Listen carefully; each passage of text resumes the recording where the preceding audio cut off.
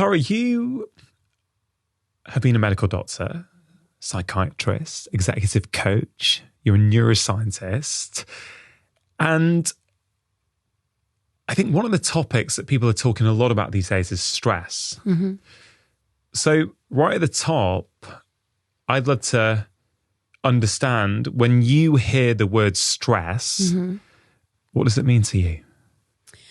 So when you introduce me like that, like, you're a doctor, psychiatrist, it made me feel a bit like, I'm just like a jack of all trades. But as soon as you said the word stress, each of those roles made sense to me.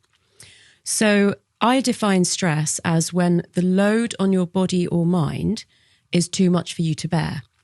So as a medical doctor, as a junior doctor, if I saw somebody in A&E that was having a heart attack, that's stress on their cardiovascular system. As a psychiatrist, if I saw people who had a breakdown of their psychosis or their depression, that's stress on their mental state. And then I changed career at a really interesting time because having been a psychiatrist and starting, from the bottom of the ladder into executive coaching, the fact that it was the time of the financial crisis when people were under a lot of stress, there were high-profile suicides in Canary Wharf in London. There were a lot more people having heart attacks from, caused by stress. That was actually something that I could address. So it sort of made sense that a psychiatrist and medical doctor would come into the executive coaching space in financial services at that time. And then as a neuroscientist, I would say that's where the stress piece really lands for me, because your brain's perception of what is going on is going to have this cascade effect on the rest of your body. So if you perceive, basically your brain perceives that, there's a threat to your survival, then it's going to signal for your cortisol levels to rise. So your adrenal glands will release more cortisol. That goes around in the blood, it crosses the blood-brain barrier, and the receptors in the brain can see that you're on high alert all the time. And so that process is pro-inflammatory. So that has all sorts of knock-on effects on your cardiovascular system, your immunity, your gastrointestinal system. And it's very dehydrating. So, that can show up on your skin and your hair, your scalp. And the other thing is that as a very ancient survival mechanism, that encourages storage of fat in the abdominal fat cells. So basically, you would kind of have very dry skin, frizzy hair, a bigger belly that you can't shift, sleep disturbance, probably some kind of digestive problems. And it's all, what's behind all of that is stress. Yeah. It's incredible, like when you really understand the physiology of the stress response and how it affects every single organ system, then you understand why many doctors, including myself, say that 80 to 90% of what we see in any given day is in some way related to stress, right? Absolutely. Stress has such a massive impact on physical health, mental health, emotional health. You mentioned stress and belly fat there. And I think if we just stay on stress and physical health for a moment, clearly many people around the world are trying to lose excess fat on their bodies for a variety of reasons. Sometimes vanity, sometimes health, whatever it might be, right? And there is this obsession around diet. And of course, diet is important. But I think we underestimate how much stress is behind our weight, the amount of fat that we're storing, and so many other things. Would you agree with that? Yeah, totally. Because again, referring particularly back to the time of the financial crisis, this was happening a lot more then. People would report to me that they had gained weight, that as a result of that, they had started to eat a bit differently, whether it's a bit less or a bit more healthily, and they started doing some more exercise, but they still couldn't shift the weight. And as soon as I heard that, I knew that it was promoted by cortisol. So even if you eat less or you move more or both, if you've got these high levels of cortisol, it's still driving that, depositing the fat into your belly. So it's kind of, we have subcutaneous fat and then we have visceral fat. So you're not getting fat all over, but it's mostly the belt that people would say, I've had to like undo it a notch and I just can't shift it. And that's definitely driven by the stress hormone. I once heard you say in an interview that you have seen quite a lot of people have stress-induced heart attacks as well. Mm-hmm. I was teaching a class at MIT where I was talking about exactly what we've just mentioned. And a really young woman stood up and said, when I was in a really busy, stressful job, I had a heart attack. And it was interesting because in your mind, when you're talking about the kind of people that have heart attacks from stress, you are imagining like an older guy, maybe someone a bit overweight. So to see this, just woman that looked so young and slim and healthy, to hear her say that actually had a really, kind of big impact on me. But it was when I was working with a really big global bank in several different capacities. So I had seen their employee engagement survey. And then they came and told me that they were seeing a lot of either deaths from or heart attacks that didn't cause death on the trading floor. And they wanted, because I was a former doctor, wanted me to help them, deal with that. And I said, but I've seen your employee engagement survey, so I know people are really stressed. So I know those two things are connected. So we actually need to deal with that. They couldn't understand that. I mean, it was like 15 years ago now. So the whole idea of the brain-body connection has evolved quite a lot since then. But what was so obvious to me as a doctor was really not obvious to them, to the point that they wanted to help these employees, but they could not understand that you had to deal with the stress. You couldn't just deal with the heart attacks. Yeah. It's interesting that client who you saw with a stress-induced heart attack was a woman. It reminds me of a patient that I had 10, maybe even 15 years ago. She was in her 30s. She was slim and she developed pre-diabetes from stress alone. And the reason I know that is because I knew that she looked after herself with her diet and her exercise, but her job was mega, mega stressful.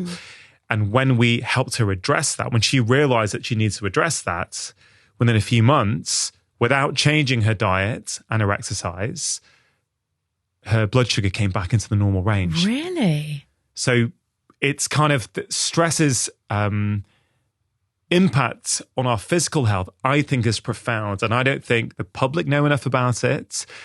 And frankly, I don't think our profession knows enough about it. No. It's because it's kind of behind whatever inflammatory, marker you're seeing. It's almost like it's hidden. So, even if we understand that a certain disease is kind of like underpinned by inflammation, we're still not necessarily taking that step back and saying, what are the stress factors in your life? We're much more likely as a profession of doctors to say, keep a food diary, how much exercise do you do?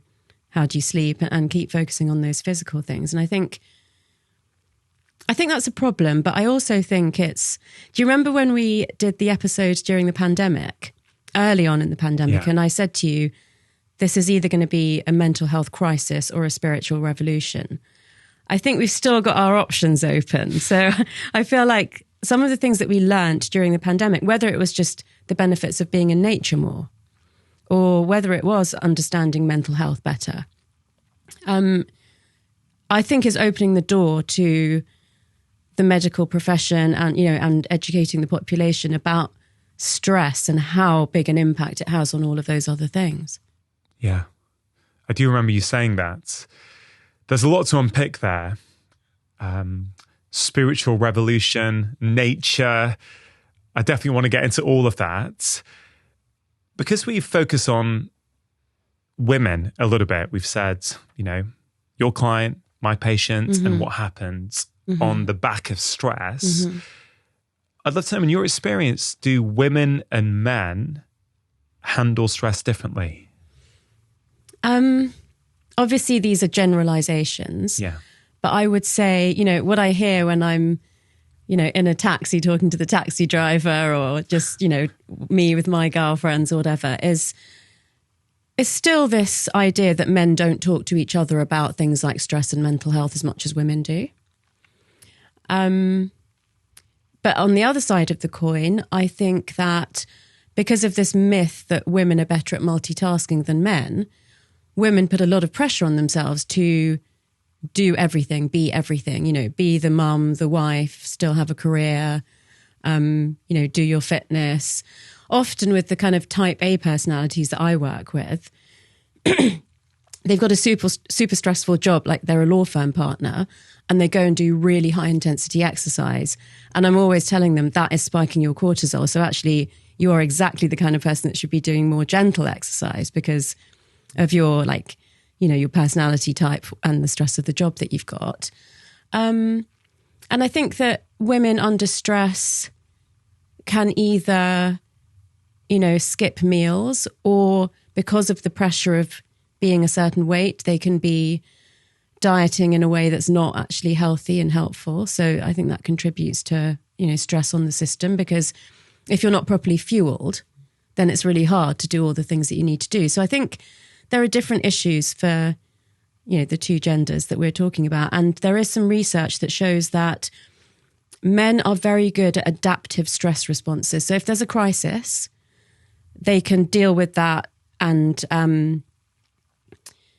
for a short period of time, but they need then to just go away and hide in the cave and recover. Whereas women find ways to recoup their resilience better during long periods of stress. Oh, that's interesting. You mentioned men, and it's a bit of a cliche, but it also is true from what I've seen, both as a doctor, but also in my personal life and what I've experienced and what I've seen in my friends. Mm-hmm. You said that men traditionally haven't opened up as much as women. Mm-hmm. Why is that important, especially if we think about it through the lens of the brain? Because there's two main ways to offload stress from your system. One is physical exercise, which sweats out the cortisol from your body. And the other one is speaking out loud, or possibly journaling as well. But I think speaking with someone, because then you've got that sort of social connection piece. But instead of ruminating on your thoughts, if you actually get them out of your brain-body system, that reduces your cortisol levels too. And I think, I imagine that you confide in your wife. I think a lot of men confide in their wife, but I think that confiding in other men is still not happening as much as it could. Look, the truth is, Tara, this is something I've realised is an issue in my own life over the last few years. Mm-hmm. Because my best mates are still the mates I made at university. Yeah. And they live hundreds of miles away from me. And so literally 4 weekends ago, we got together. We went to Wales for a weekend. Oh, yeah. And it was a very different weekend from how we might have done it in our 20s. We went walking in the hills. Yeah. And it was amazing. It was just three of us, actually. But I think we really opened up and shared things with each other that I don't think we have done in ages. And I think we all felt lighter when we left and, drove home and returned home to our families. So that would have been, the being in nature. Don't underestimate the power of being in nature. I know we're going to come to that later, but being with people that you trust, that you've got such a long history with, that you can share things with, that maybe you find that some of the issues that you're facing in life, you're not alone in them. There's just so much benefit from that. What's the impact of stress on our ability to make decisions?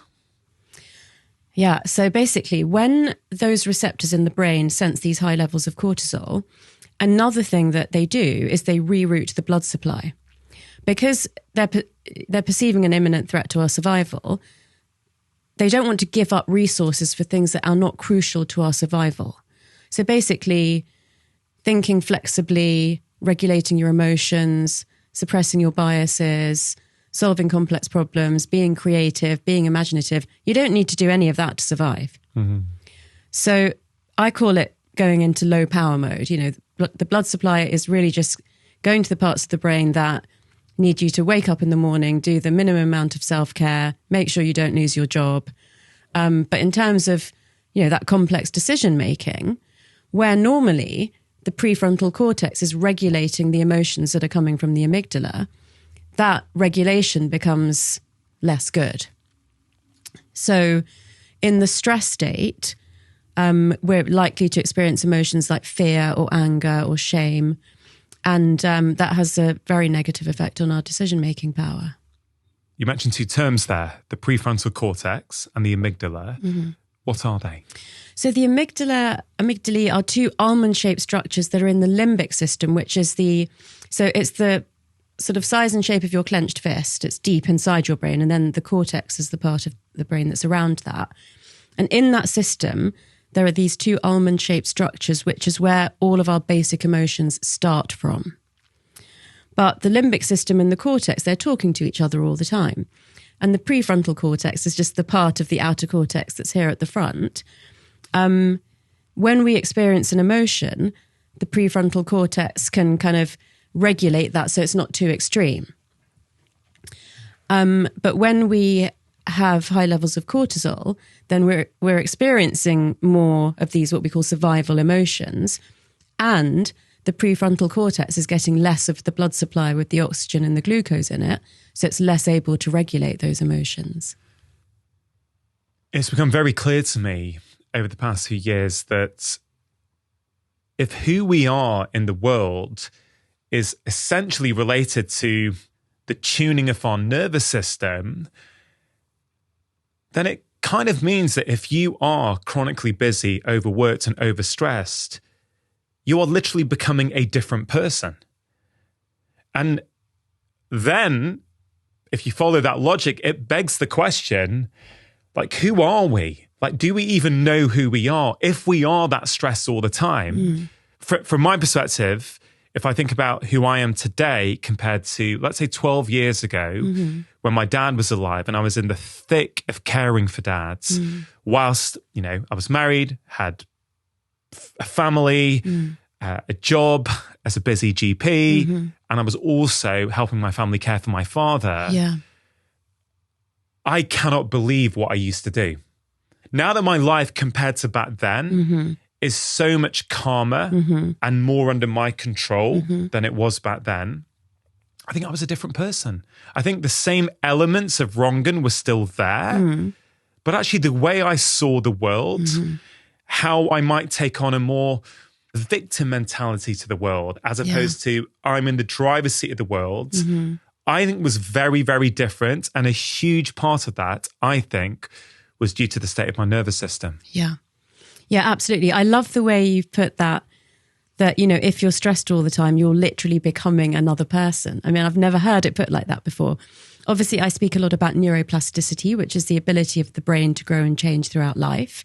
But that's sort of, that's like a longer term learning. But what you're talking about is the day-to-day stressors and aggressions that can grind us down and stop us from becoming the best version of ourselves. So I would say, I think over life we evolve as people, but also at every stage there is the choice to be the best version of yourself or be a stressed version of yourself. And, there'll be shades of grey in that. It'll be a spectrum. So absolutely the point that you made, which is that if you're chronically stressed all the time, then you're going to be at the lower end of that spectrum, but also just day to day. I mean, I was sharing an example with a really close friend the other day that I noticed that on days that I'm feeling stressed, I look in the mirror and I think I look terrible. And the next day, just because I'm in a good mood, I'm like, oh, I'm looking really good today. But I kind of look that different from yesterday to today. But, the thought that goes through your mind is like, oh, you look terrible. But that's starting with stress. Then it's like, the negative self-image. And then that's just going to spiral, isn't it? Because if I look in the mirror and say, oh, I look terrible, then my day's not really going to get better. And it was just it doesn't always happen one day to the next, but it was interesting because it did. And because I tried to practice metacognition as much as possible, which is thinking about your thinking. So even when that thought went through my head, I was able to step back from that and say, okay, wow, you must be stressed today, because that is like, you wouldn't say that to your best friend, and it did actually kind of I got the insight into it because the next day I was like, oh, I'm looking really good. Well, we'll come back to metacognition. Yeah. Another way of looking at that is through the lens of sleep, right? Because sleep deprivation is a huge stressor on the body. Mm-hmm.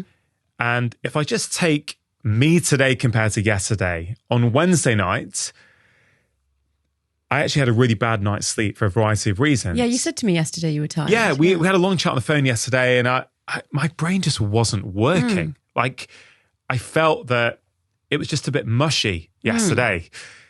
And, you know, things looked bleak and my workload was getting on top of me. And I thought, wow, how am I going to get all this done? And all this kind of stuff. I slept really well last night. And I'm like a different person today. Yeah, I feel on top of the world. I feel workload, no problem. At least I get that done. Yeah. You know, the world's great. I mean, it's pouring down with rain. It's dark. I know. But I'm like buzzing today because of my sleep. So we can be a different person. Literally, I think we can be a different person depending on whether we've slept well or not. Yeah. We can be a different person depending on the levels of stress that we're carrying. Yeah, and I think getting as much insight about yourself out of that is really important, because I'm at the stage now where if I'm on that day where the workload is just seems so overwhelming, I actually now say, okay, there's going to be a day soon where you've had a great night's sleep or you're just in a better mood and you're going to just get that to-do list done in like minutes. What seems like a mountain now, it's not going to feel like that every day. So that's fine. Don't do it today. Just wait till you have a good day.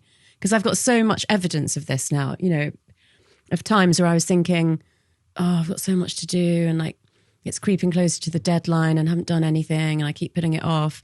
And then finally I do it. And it's like, oh, that's not as bad as I thought it was. But it's much more related to what you're saying, which is that, yeah, the state of your nervous system. What does this metacognition term mean? You sort of gave us a brief explanation, you know, thinking about the thoughts. Mm-hmm. I know you're a huge fan of journaling. Mm-hmm. We've covered that in the past, but I'd love to talk about it again because I think it is such a powerful tool for people to improve their physical, mental, and emotional well-being. Yeah. Is journaling a type of metacognition? It is if you read back over your journal entries. So just the act of writing into it may not be enough because you're writing in that moment where you believe what you've written is absolutely true. Or it is just a representation of what you're feeling in that moment. When you read over it, that's when you can practice metacognition, which is to question what you've said. It's very difficult to question it in the moment that you've just written it because you wouldn't have written something that you didn't think was the case.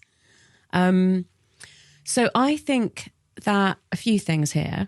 If there are people who say, for whatever reason, I have nobody that I would confide my, you know, deepest mental, emotional issues to, then journaling is a good way to get that out of your brain-body system. So I just, you know, I mentioned earlier about speaking out loud, preferably with someone, but journaling is a good second option. So in terms of just, you know, gaining self-awareness and practicing metacognition, reading back the last 3 months or 6 months or something, seeing if there are patterns, seeing if what you wrote then still feels true now, that's a good practice.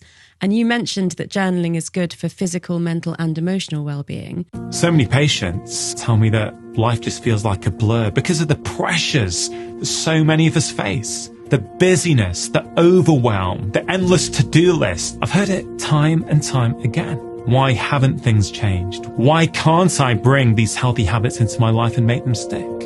I've been a medical doctor for over 2 decades, and I have to say one of the most transformative practices I have ever seen is the practice of journaling, because it breaks the loop. We have these unconscious patterns, these subconscious patterns running our lives. We don't realize how many anxieties and worries and concerns we have whirring around. And journaling is a very simple way to get the stuff out of your brain. You get it down onto paper and you see it. And that does something really, really powerful. When does a new diet that you were following fall by the wayside? When does the new healthy habits that you were sticking to start to fall off track? That's the self-awareness that journaling is going to give you. When people ask the right questions, they get the right answers, and those right answers allow them to change their life. Take up journaling today and watch your life start to change. But I think it's really great for spiritual evolution as well, because even if you just do 10 things I'm grateful for, you're practicing gratitude through your journaling. So you're kind of, actually doing a spiritual practice as well. And you could do more than that. You could, whether you made a decision with your intuition or your logic, or whether it's, recording that you've been practicing some chanting or some drumming, or what your experiences are mentally and physically of spending time in nature. If you record all that, then you're kind of evolving spiritually as well. What does spirituality mean to you? So when I do my quadrant exercise with people, which is physical, mental, emotional, and spiritual, the way I describe it is physical is what you feel in your body. Mental is what's going on in your thoughts. Emotional is how you're feeling in your emotions. And spiritual is something that's not described by those other three, and is just a sense of how you are in your spirit or your soul. And if you're not comfortable with words like soul or God, then it can be, how you feel your values are being upheld. Because having your values crossed in any way is kind of like, it's a boundary transgression, and that hurts like deeply. It's not just emotional, mental, or physical. It's something more than that. It's your integrity. So, and I say that, spirituality means a lot more than that to me personally. But in terms of the way that I've posed it in the source, was to take away any conflict that someone might have about their own religion or faith or lack of, and just think, there is something more than what you feel physically and what goes on in your thoughts and what goes on in your emotions.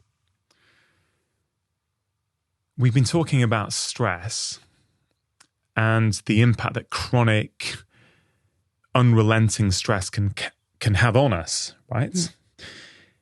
And you just mentioned about spirituality and how if our values are being crossed, that's a boundary transgression. Mm-hmm. One thing I've been thinking about recently is the causes of burnout. Mm-hmm. And obviously it's, we can say, it's too much work, it's not enough time to rest and recover. And of course, those things are important. But more and more, I'm led to the belief that a huge cause of burnout for people is not living a life in accordance with their values. Oh, yeah, absolutely. Yeah. And I think that was so interesting to me, this boundary transgression.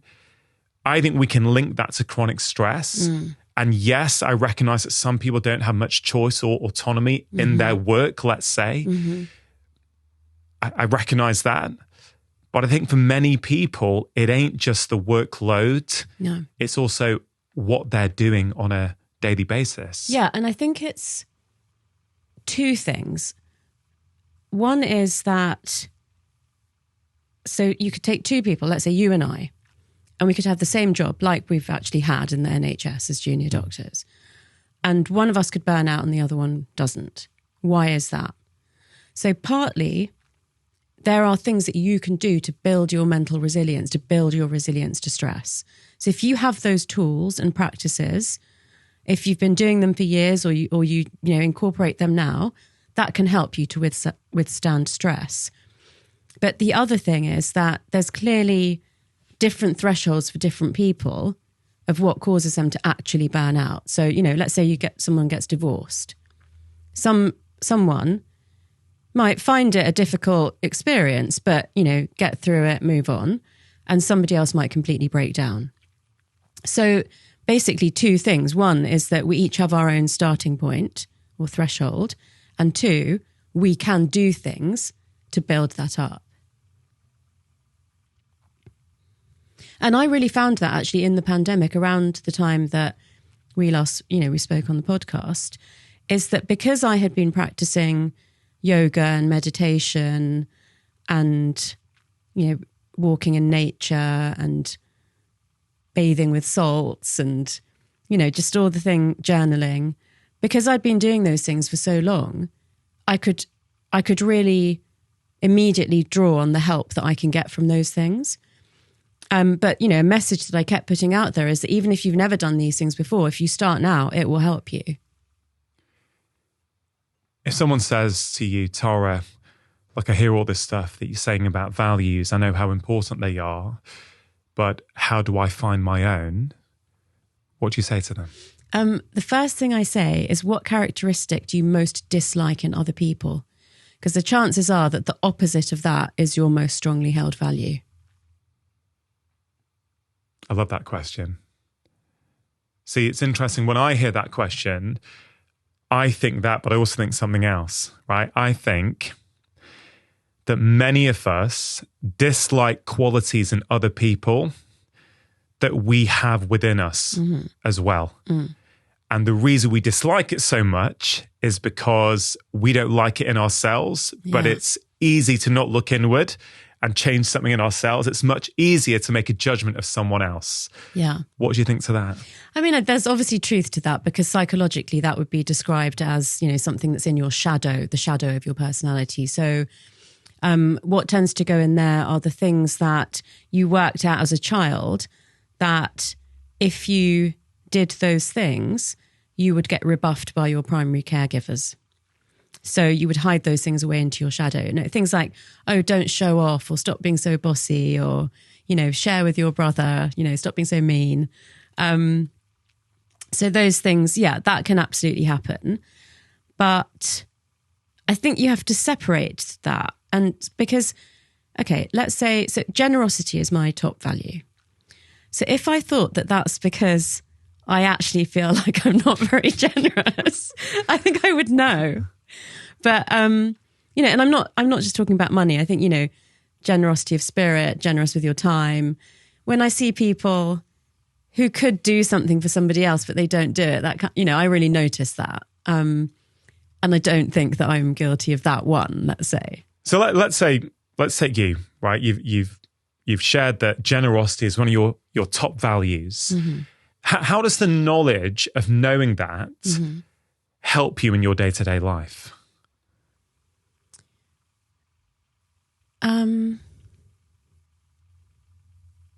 Well, for instance, it makes me, sort of preempt things like, if I was going to go out for a coffee with you after this podcast, I would want to pay.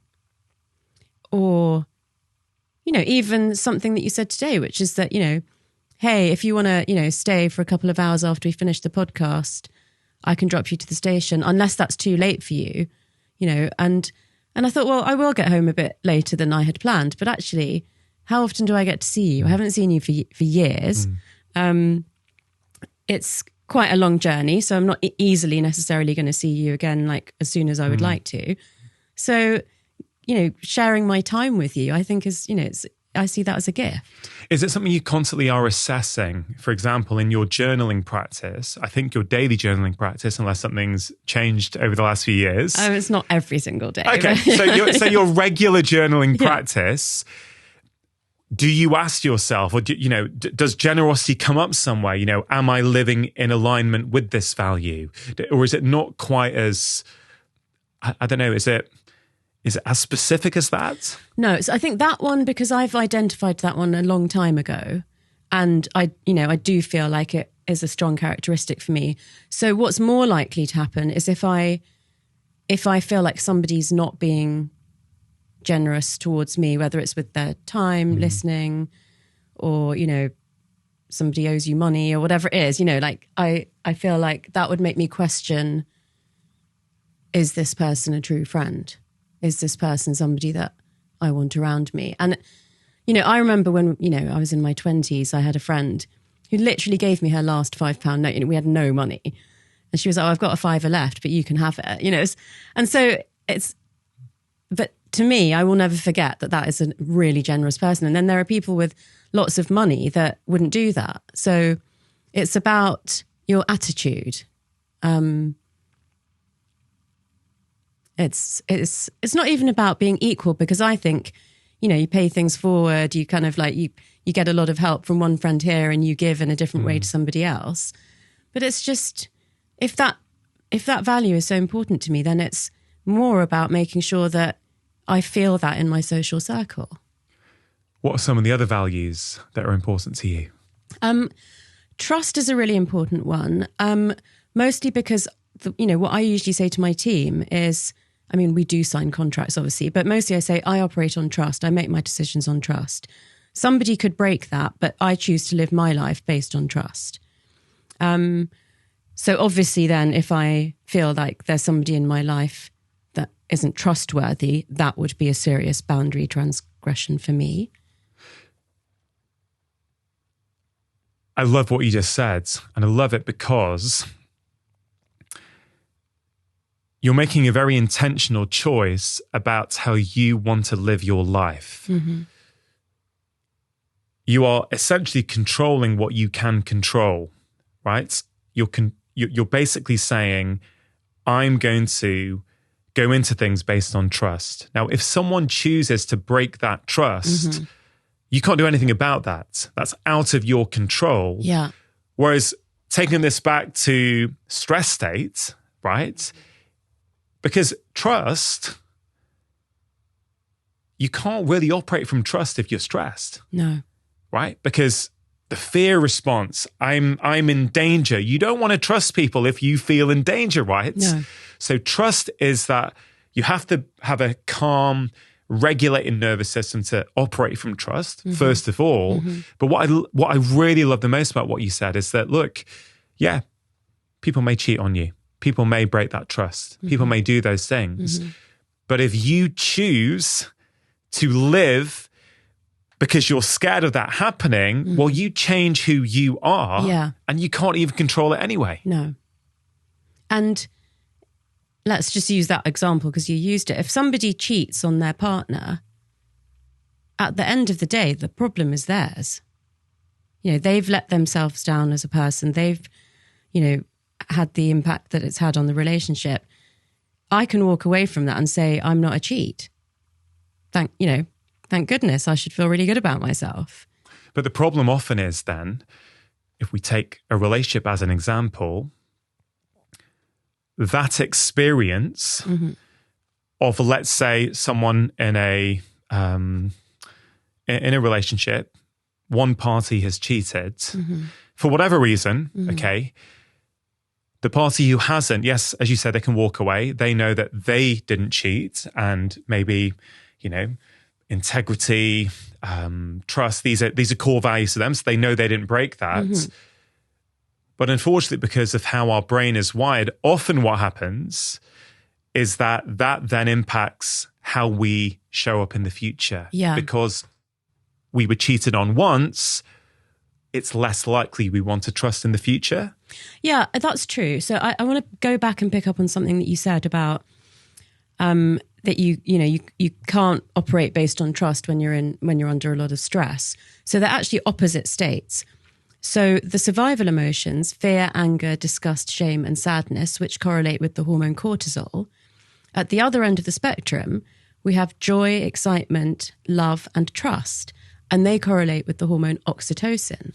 So you can't be in those two states at the same time because one of those hormones is higher than the other. So you literally cannot trust yourself, trust anyone else, trust your decision-making when you're in this stressed state. So you say you trust your gut a lot, I think, when you make decisions. Right. So if we're going to follow everything we've just said throughout the course of this conversation so far, right, in order to trust your gut, you can't be stressed, rushing around, overly busy. How do you then, because so many people really struggle with this, the reason I'm spending a long time on this chronic stress is because I've seen firsthand how many people this impacts, right? Physical health, mental health, emotional health, the whole shebang when we're chronically stressed. And I genuinely believe that a lot of us don't even realize how stressed we are. I agree. We've just got used to that as our normal state. So our decision-making comes from that place of stress, which is why I think we find it hard to operate from love and trust and joy and compassion. Because of that, what can people do? How do you do it? How do you know when you're making a decision if it is really coming from trust or it's coming from fear? Oh, I mean, I can tell the difference. I can feel physically when I'm making a decision, like what state I'm in. In your head or in your body? No, in my body. So what happens? So maybe both, but like if I'm, because, you know, even I go between those, I'm not constantly like walking around in a love bubble. You know, if I'm smiling, if I'm feeling calm, if I'm like, you know, moving relatively more slowly, then, you know, I can tell that I'm in parasympathetic, which is basically like rest and digest or rest and relax. When I'm feeling agitated, you know, my facial expression is not, you know, it's kind of like down. When my like thoughts are like racing more, then I know that I'm probably, you know, I'm not going to be making the best decisions that I can. And often it comes with that feeling of I can't decide. I can't, you know, like something that, a decision that you need to make, you just feel like you can't make it. It just feels very cloudy. Whereas when you're in the trust and love state, things feel very clear. What I tend to do, what I've learned to do at that time is think of 3 people in, you know, family or friends that I trust who would have a relevant opinion to the decision that I'm trying to make. So, you know, it could be 3 different people each time. And I ask each of them what their opinion is. And then I will use that to try to inform my opinion. But also I'll try to wait till I'm, you know, in a better state before I make a final decision. When you are asking your family or friends, are you literally calling them and asking them? Yeah. And the reason I asked that is because I had Shane Parrish on the show a couple of months ago, who's just written this book called Clear Thinking.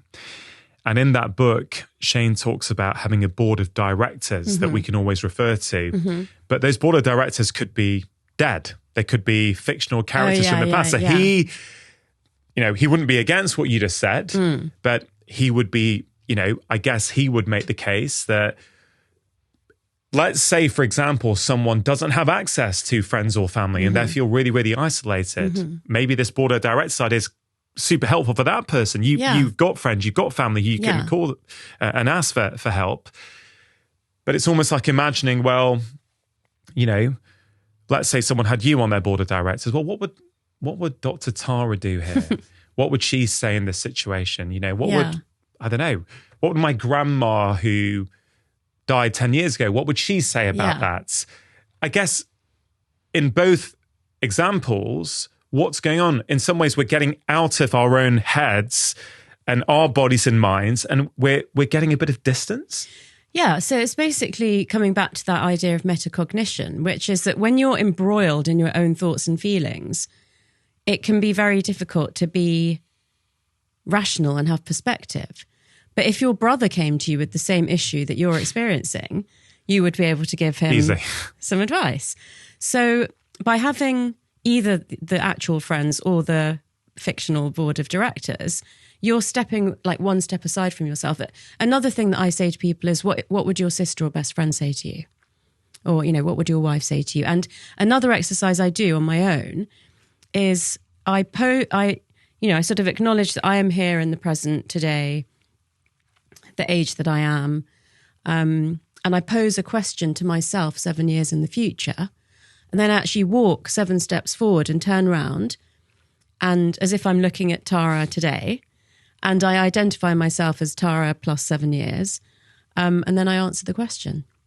And that is accessing your intuition, and sometimes it's incredible that you literally feel like a different person.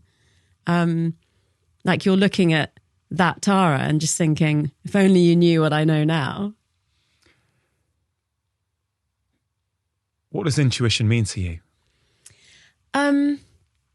So basically, it means wisdom from all the life lessons that we've picked up, throughout our life, but don't necessarily consciously remember.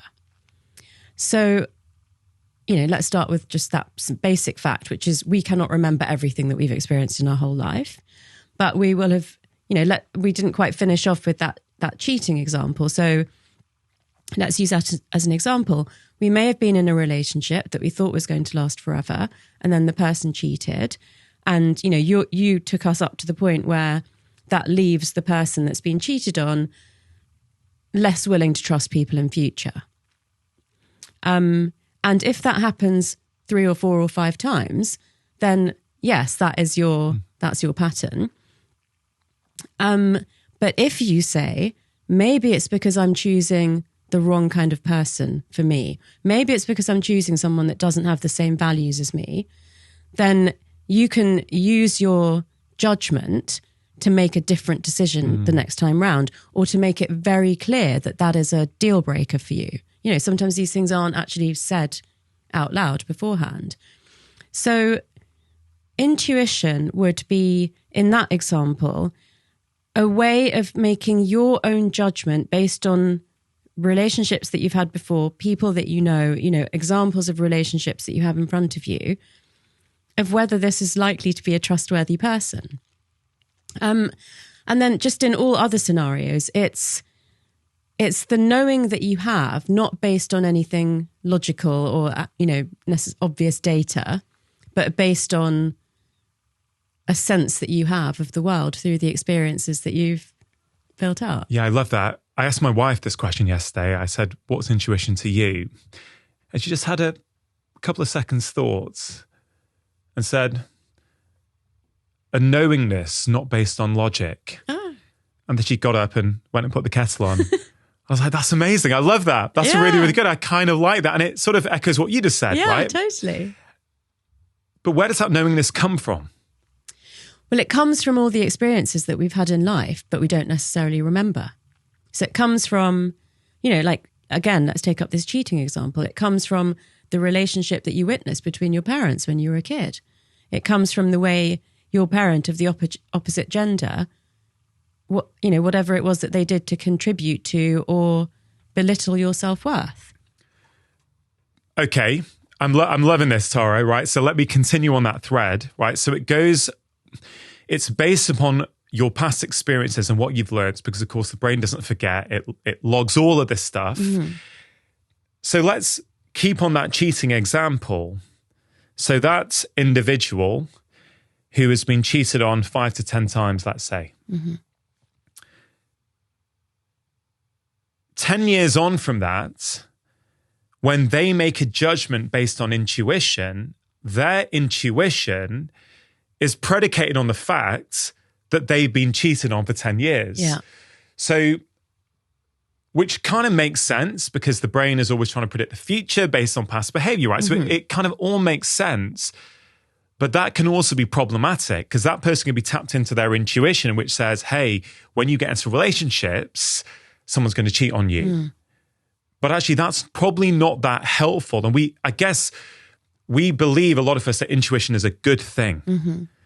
So help us unpack that puzzle if you can. Yeah, so I wouldn't actually call that intuition because that is based on data. So if you've been cheated on 5 or 10 times, those are facts. So I would look more then at what is it about the choice of partner that you're making or the dynamic within the relationship, your self-worth. I would look at more of, what is it about you and how you behave in a romantic relationship that is repeatedly leading to this outcome. Mm-hmm.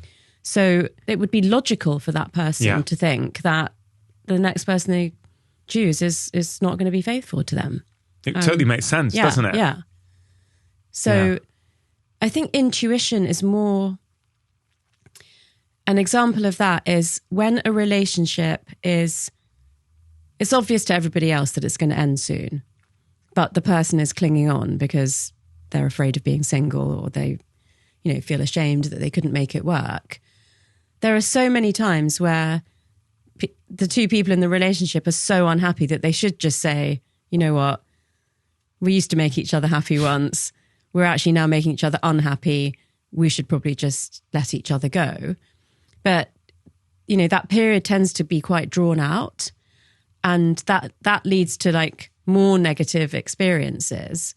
And, that can definitely then like damage your self-worth, which is the thing that you must fight for really at all costs, is your self-esteem, your self-worth, because that's really the filter that shows you whether the world is safe or not, whether a person's trustworthy or not. But what the brain tends to do in a stressed state is, so the amygdala, which I mentioned before, the emotional center, gets together with the hippocampus, which is where our memories are stored, and brings up every example of, the last time someone dumped you, you were single for, 6 years, which makes you want to like hold on to the status quo out of fear, even though you actually know that you're not happy. Yeah. How do we tap into our intuition? If we want to get better at it, if we want to go, look, I like the sound of that, Tara. I've forgotten what intuition feels like, what it looks like for me. How can I re-tap into it? What would you say to them? So if I'll just finish off with that example, and then I'll speak a bit more generally. With that example, I would say if you recognize that you have been in that situation before, and maybe you've been in that situation and you've said, you know what, if I get to the stage in a relationship where we're actually both miserable, it's not going to last forever. It would be better to like end it sooner. It's less painful for everyone. That you remember that the next time, and that you act on it and you do something differently to demonstrate to yourself that you're not just repeating the same pattern. But more generally, I do think journaling is a really great way to hone your intuition. That's how I think I was using intuition, but when I first started journaling, that was really how I built my intuition into a superpower, was through journaling. So what I would do with every decision that I had to make, I would write down what logic was telling me, and I would write down what intuition was telling me. Now, if they were saying the same thing, that was fine. That's easy. If they weren't, then most people's tendency is to go with logic.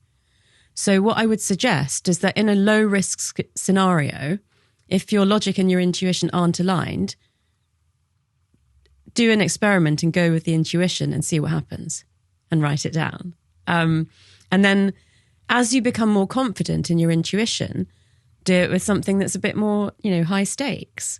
And through pretty much, experimenting like that, a period of trial and error for me, I got to the point where I could convince myself with the data that my intuition was always more accurate than my logic. I love that. So you ran an experiment on yourself, basically. I love that. In low risk situations, give it a go, because who cares? It doesn't really matter. Yeah. And I guess, what's a common scenario?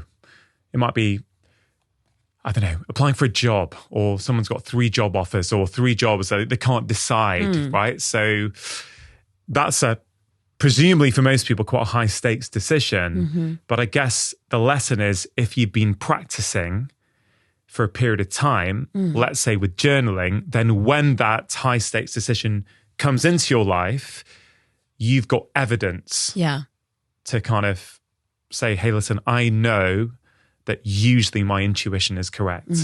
Exactly. It's really interesting when we think about that in relationship to decisions that we have to make in our life. One thing, Tara, I've been thinking a lot about recently is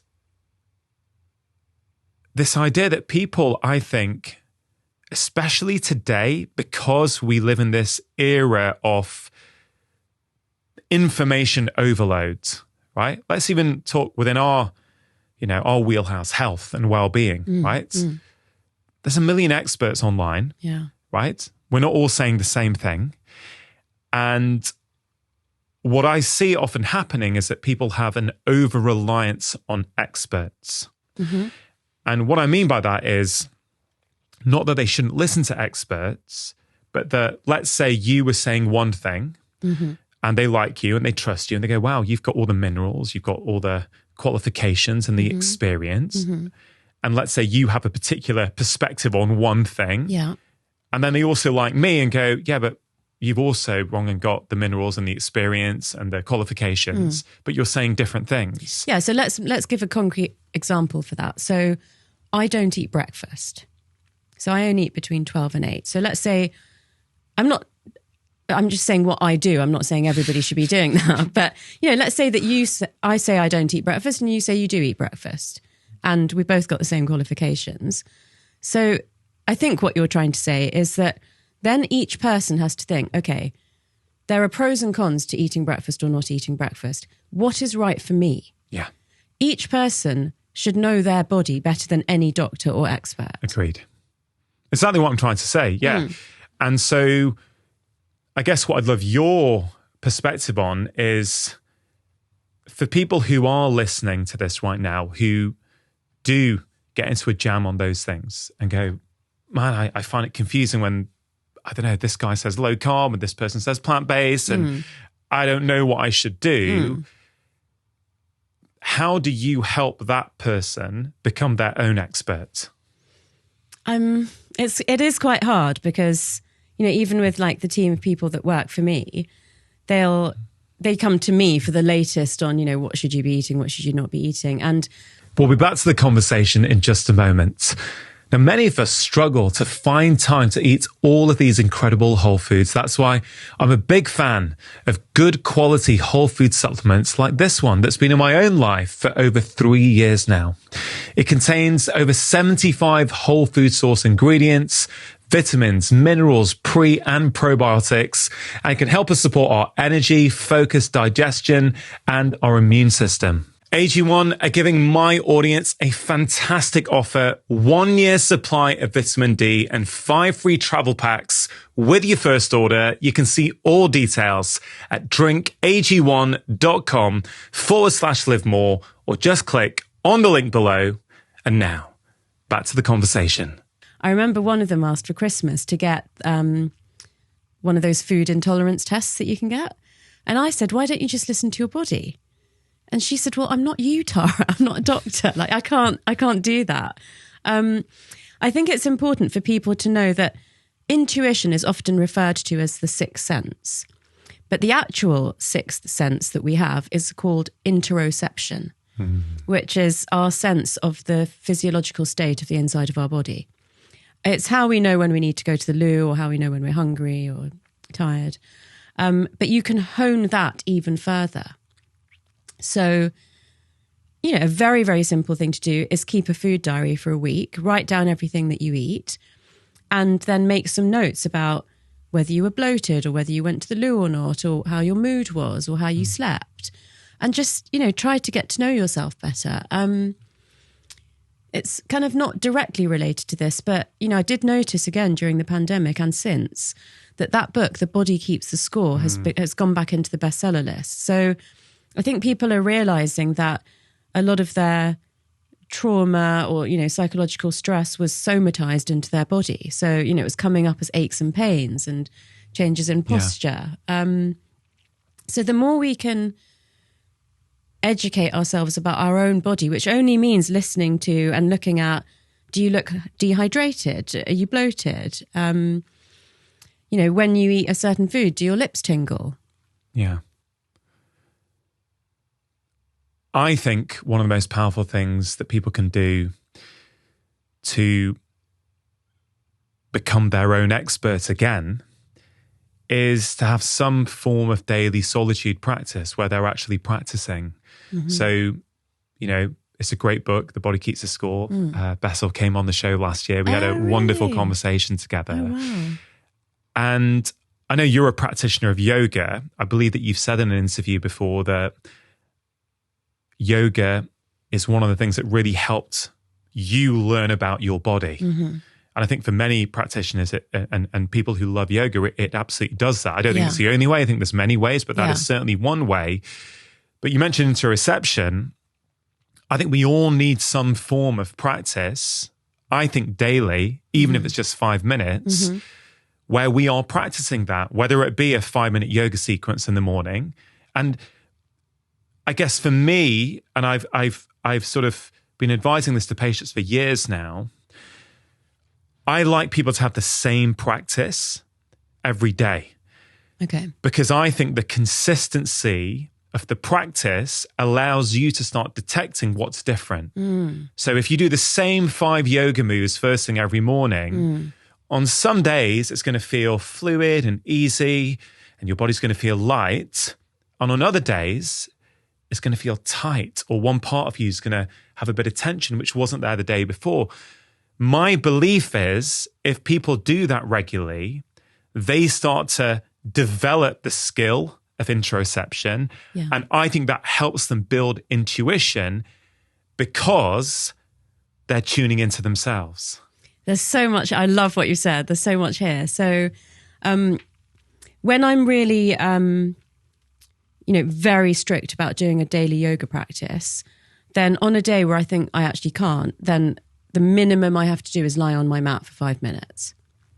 Because it still means I did something every single day. I mean, ideally I would do, much more than that. But if for some reason I can't, I have to lie on the mat.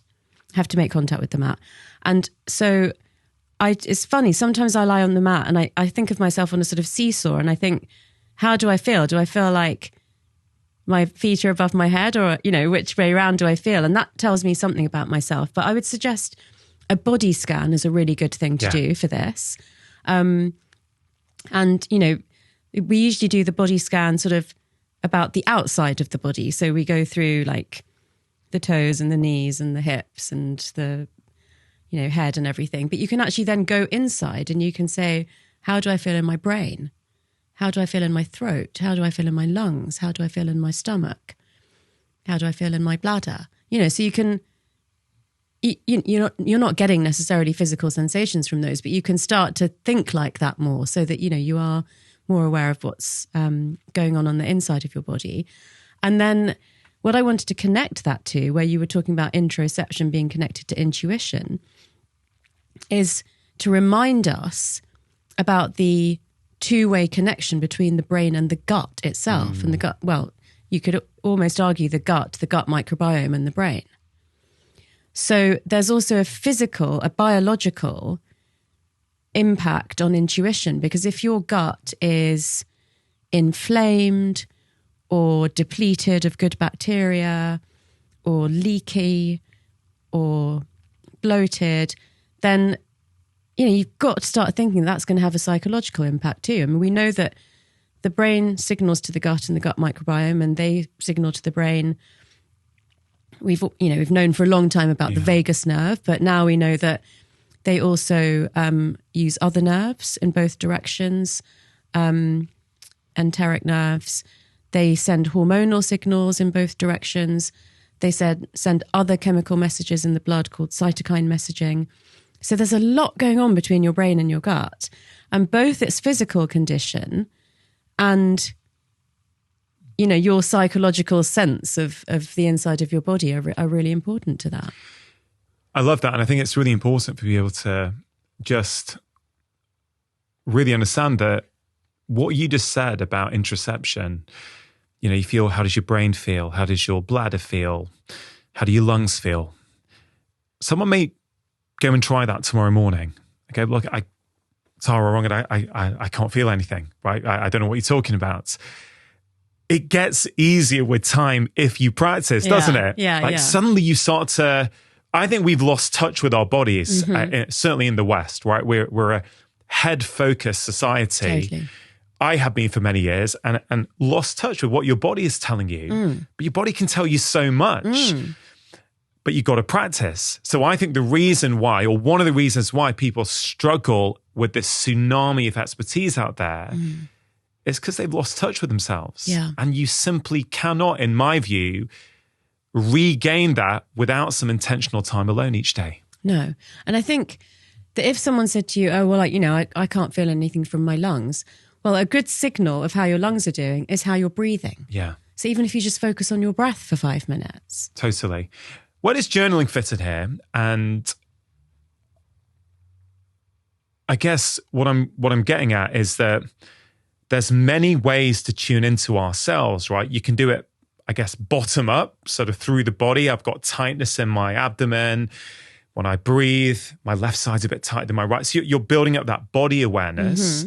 But journaling is almost top down, isn't it? Where you are using the incredible prefrontal cortex that humans have. Yeah. And you're learning about yourself with the mind as opposed to the body. Like, I think those things can work beautifully in harmony with each other. Yeah. But, you know, what's your perspective on those two different approaches? Or are they different? I mean, I think they should definitely be combined. You know, the brain-body connection is something that I've been speaking about for a long time. And, again, you know, like the brain-gut connection, it's a two-way thing. So, yeah, if you were doing those two things in combination, I feel like you would actually get more than double the benefit of doing one of them. Are you open to sharing what you do on a daily basis to keep yourself in check with yourself? So as soon as I wake up in the morning, before I, you know, start to think things like, oh, what's the time, and, you know, what do I have to do today? I immediately give gratitude for my pillowcase, my pillow, my mattress topper, and my bedding. So I'm intentionally pushing myself towards that oxytocin state rather than the cortisol state.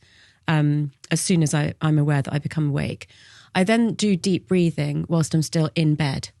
And I really feel into like all the directions that I'm breathing in. And I just see like, is there any tension somewhere? Or so you're tuning into your body immediately. Immediately, yeah.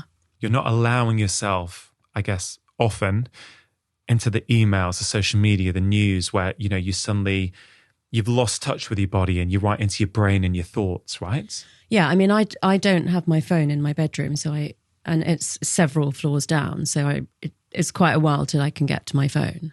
And yeah, I got an old-fashioned alarm clock because I just didn't want to like have to, you know, that's people's biggest excuse, isn't it? I use my phone as my alarm clock.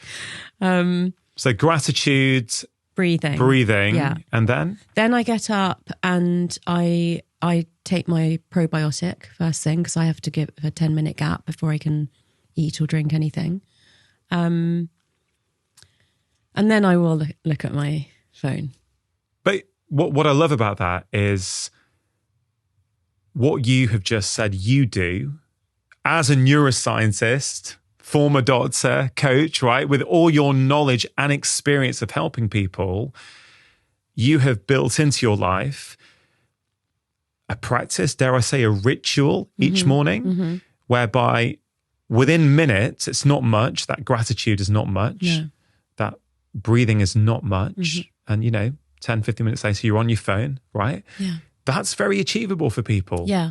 But I'll add that because I have that 10-minute gap until I can drink my cup of tea, that's why I look at my phone because I'm kind of waiting. But making my cup of tea, whether it's regular tea or matcha tea, whether I'm using mushroom powders or not, that is a ritual for me. That is like a sacred moment. Like the phone is left behind, and I do that almost like a form of meditation. Why? I like rituals. What is a ritual? A ritual is something that you do intentionally. So it's not just a routine. It's something that you do regularly, but you do it very intentionally. And I actually stopped formally meditating when I realized that if you regularly meditate, then for 15 or 30 minutes in your day, you are being mindful. And for 23 and a half hours, you are not. So I try to bring rituals into my life so that it's like a patchwork quilt. There's moments of mindfulness throughout my day. And that to me is one of them. And also then when I drink the cup of tea, I savor it like so much. Like, so that, you know, that's, okay, I've looked at my phone for a few minutes, but I've got another pause there.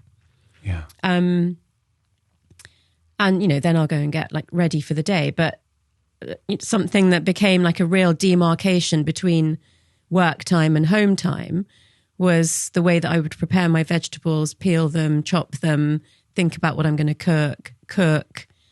I've always done mindful. I don't know if you were raised the same way as me, but we had to say thank you to God before we took the first bite of food. Yeah. Very, very similar. And obviously in our culture, there's also, depending on which family you're in, of course, there's also about not cooking in a stress state, right? Yeah. It's massive that the state you're in. I mean, we've been talking throughout this conversation about the state in which you're in impacts who you are in the world. Yeah. But our culture would have the belief, I think, that the state you're in when you cook impacts the quality of that food. Totally. Now, a skeptic will hear that and go, what a load of rubbish. You guys are doctors, you're a neuroscientist. What the hell are you talking about? What would you say to that person? I would say to them that when you've got high levels of cortisol, the cortisol actually leaks out of your sweat into the atmosphere around you. So if you're in a bad mood and you're cooking and your family are about to come to the dinner table, then simply your elevated levels of cortisol that are leaking out, the particles are going to go in through their skin and stress them out too. And also, it's an opportunity for you to stir something mindfully. Like, I love making risotto because you've got to be so patient and measured. That to me, that is like the best form of cooking meditation. So there's an opportunity there for you to chop things slowly, to think about the size of the piece of vegetable that somebody's going to put in their mouth, to stir it, intentionally. But what you're doing instead is being agitated and, banging things and doing it quickly and making yourself more stressed out. And, of course, you could argue that it doesn't physically have like an impact on the food, but it's just not ideal. Yeah, I love it. And look, for that skeptic, right? Well, we all know that feeling when we've walked into a room at work or at home where something's going down, right? Yeah. Where there's been an argument or you can feel it. Yeah. Right? So all you're doing, walking into a room, there's people there, there's air, right? But you can tell what the energy is in that room. Yeah. That's real. We all know that. Yeah. And that makes me think of what you just said about cortisol leaking out. Yeah. You mentioned as part of your morning ritual, you go to a cup of tea. Now, I go to a cup of coffee. Mm-hmm. And in my book on stress, I referred to caffeine and alcohol as forms of liquid stress. Oh, nice term. And so I'm interested. We spent a long time so far talking about stress, the brain, how it affects our physical health, our emotional well-being, all these kind of things. How do caffeine and alcohol affect these things? Yeah, so I did think about giving up that morning cup of tea, but in the end, the enjoyment of it for me was so great that I just thought it's not going to benefit my life to give that one up. I only have one caffeinated drink a day, and I never have it after 10 a.m. So the reason for that is that the quarter life of caffeine is 12 hours. So 12 hours after you've had your last caffeinated drink, a quarter of it is still circulating in your blood and going to your brain and potentially disturbing your sleep. Now, the way that caffeine could contribute as liquid stress is that if you're already stressed and agitated, what drives agitation is basically caffeine and sugar. So in that state, if you are using coffee to keep you going, or you're drinking a lot of coffee because you're not really eating properly and you're trying to fill yourself up, then you're also like accumulating the amount of caffeine that's in your system. That, is not good. And I do see people who are stressed, like drinking a lot of coffee, and I definitely advise them to cut it down, but mostly focus on the last time slot that you would have a caffeinated drink. Alcohol. So people will, think that it relaxes you. They may even use it proactively to try to reduce stress. But actually it, suppresses activity in your prefrontal cortex. So your ability to regulate your emotions actually becomes lower. and your decision-making ability, is negatively affected by that. Alcohol is a neurotoxin, so it will actually be killing off brain cells.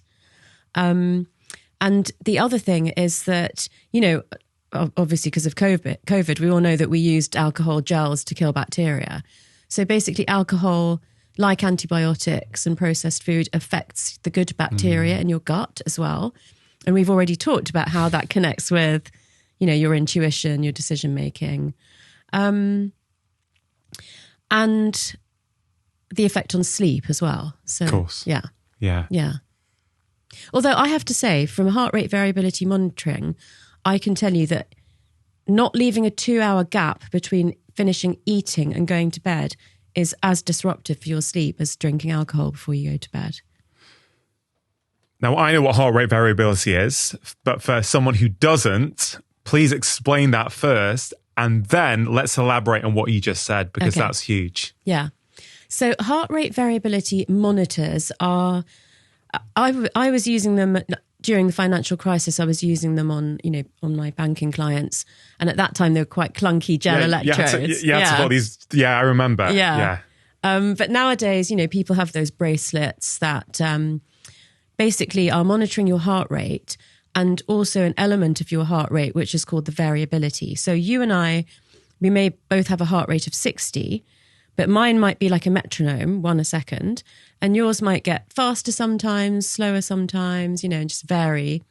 And the description that I've just made of you is a healthier state because you've got variability. That's counterintuitive, isn't it? Because you would initially think, I want my heart beating like a metronome. Yeah. I don't want any variation. I want it to be but, right on time. Yeah. But it's the opposite that we want. That seems to correlate more with being in the sympathetic state, which is more the fright, flight, fight. And the fact that you're adaptable, you've got variation. If something good happens, it's, then it changes. If something bad happens, you can adapt to it. That's kind of a benefit. So these sorts of monitors, they can give you trends over time, but the ones that I used to use show down to each 15 minutes, whether you're in stress, recovery, light physical activity or heavy physical activity. And so the recovery period is psychological relaxation. And so I did a few experiments on myself. I did a few with jet lag and different types of sleeping aids. And I did one where I had no alcohol, 1 unit of alcohol and 3 units of alcohol. And I compared them.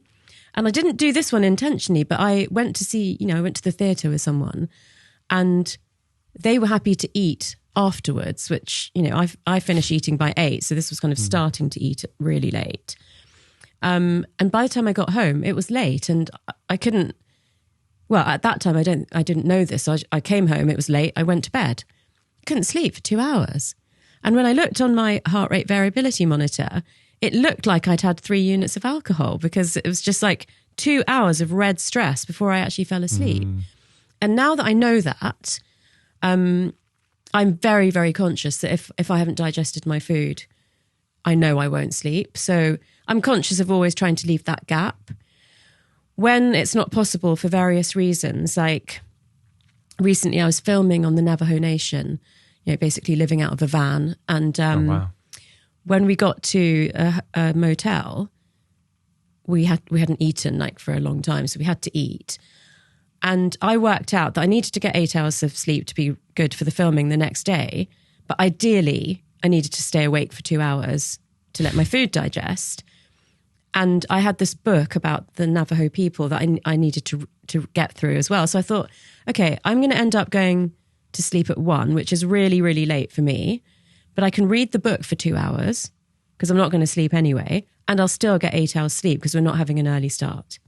So, I kind of work it out like that. Yeah, I love that. I mean, what it really speaks to me is that you have spent time getting to know yourself. Yeah. Right. So you know what works for you. Yeah. What you said about caffeine and you knowing that finishing before 10 a.m. works for you. I think there's a wider point here, Tara, which I'd love your perspective on, but this is kind of this idea that we'll hear coffee is good or bad. Okay, the research shows that 2 cups of coffee a day does this for your health. It's the biggest source of polyphenols in the American diet. We read all this stuff and then we go, yeah, so coffee's good. Well, it kind of depends. Yeah. Right? If you're chronically stressed, overworking and anxious, and you're using caffeine to prop you up, I don't think it matters how many polyphenols it's given you.